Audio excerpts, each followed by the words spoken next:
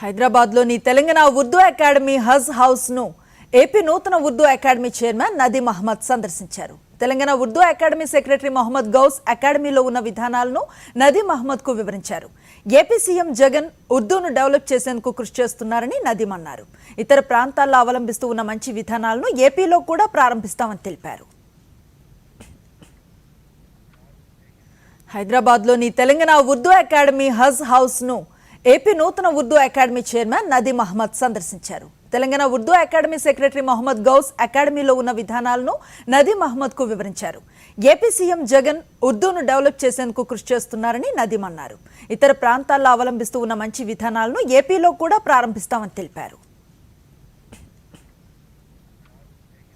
హైదరాబాద్లోని తెలంగాణ ఉర్దూ అకాడమీ హజ్ హౌస్ను ఏపీ నూతన Urdu academy chairman నదీం అహ్మద్ సందర్శించారు. తెలంగాణ ఉర్దూ అకాడమీ సెక్రటరీ మొహమ్మద్ గౌస్ అకాడమీలో ఉన్న విధానాలను నదీం అహ్మద్కు వివరించారు.